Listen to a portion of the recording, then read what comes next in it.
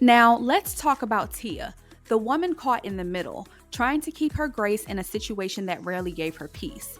Tia's personality was quirky, upbeat, and honestly, a little awkward at times, but she was likable. She walked into a situation that was already complicated and tried her best to handle it with grace, but it wasn't easy.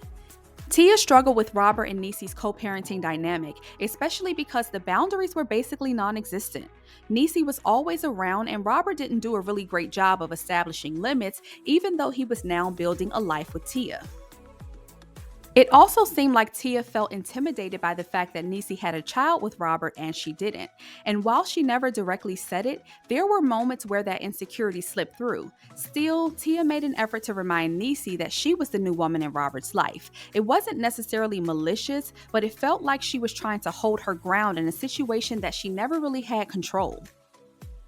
What Tia did struggle with the most, though, was standing up to Neesee. Neesee's wit was unmatched, and while Tia tried, she was never much of a verbal match. Still, I don't think it came from weakness. I think Tia was genuinely trying to be respectful of Neesee as Bobby's mother and not disturb the co-parenting flow, even though it was clearly uncomfortable for her. But all of it eventually became too much. In the final episode of season 1, Robert confesses to Tia that he's been having dreams about Neesee, and that's when Tia starts to have dreams of her own. But in hers, she's not marrying Robert, she's marrying Neesee. Now, it's not about sexuality or romance, but more about what the dream represented.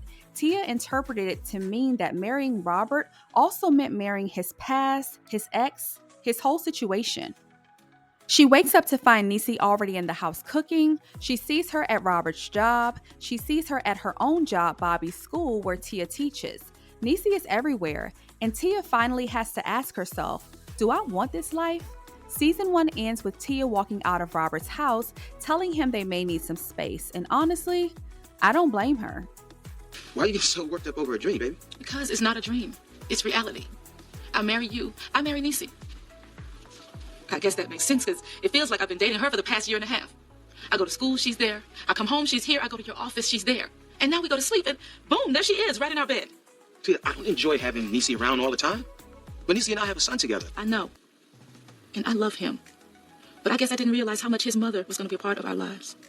Season 1 of All of Us showed us that love isn't just about who you're with, it's also about what you're willing to carry. And when boundaries aren't clearly set, even with the best intentions, emotions get tangled, roles get blurred, and people get hurt.